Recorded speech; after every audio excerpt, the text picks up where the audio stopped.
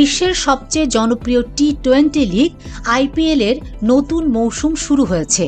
প্রতিবেশী দেশ ভারতের এই টুর্নামেন্ট চলবে 2 মাস ব্যাপী।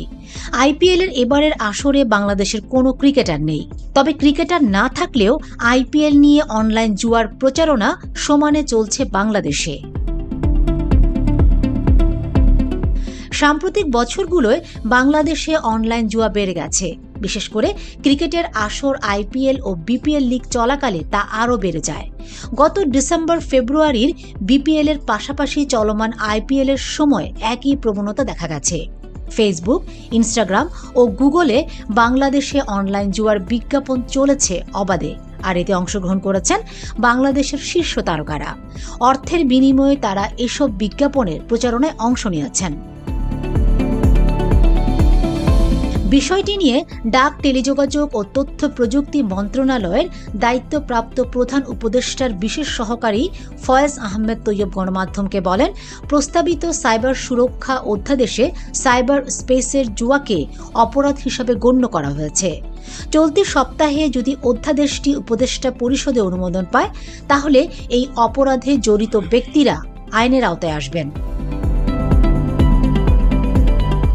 রান্নাঘর না হোক কান্নাঘর, গাজী কিচেন হুড স্বাচ্ছন্দ্যময় রান্নাঘরের বিশ্বস্ত সঙ্গী। দেশের অন্যতম শোবিজ তারকা ও মডেল পিয়া জান্নাতুল, তিনি আইন পেশায়ও আছেন। সামাজিক যোগাযোগ মাধ্যমে তিনি বেশ জনপ্রিয়। ফেসবুকে তার অনুসারীর সংখ্যা 17 লাখ, ইনস্টাগ্রামে 11 লাখ। পিয়া নিজের মডেলিং জীবনের পাশাপাশি নানা সময় সামাজিক ও আইনি পরামর্শমূলক পোস্ট দিয়ে থাকেন। তবে তাকে অনলাইন জুয়ার বিজ্ঞাপনের প্রচারণা চালাতেও দেখা গেছে। গত 1 জানুয়ারি থেকে 5 এপ্রিল পর্যন্ত তারা সবাই পর্যায়ক্রমে জুয়ার বিজ্ঞাপনের প্রচারণা চালিয়েছেন। তবে তাদের মধ্যে মডেল পিয়া মোট 12টি অনলাইন জুয়ার বিজ্ঞাপনের প্রচারণা চালিয়েছেন নিজের ভেরিফাইড ফেসবুকে। জুয়া খেলা ও প্রচারণার অভিযোগে বিভিন্ন সময় আইনশৃঙ্খলা রক্ষাকারী বাহিনীর ব্যবস্থা নেয়ার খবর সামনে এসেছে। 2024 সালের ফেব্রুয়ারিতে 3 ইউটিউবারকে জুয়ার প্রচারণার অভিযোগে পুলিশ স্বপ্রণোদিত হয়ে মামলা করে গ্রেফতার করেছিল।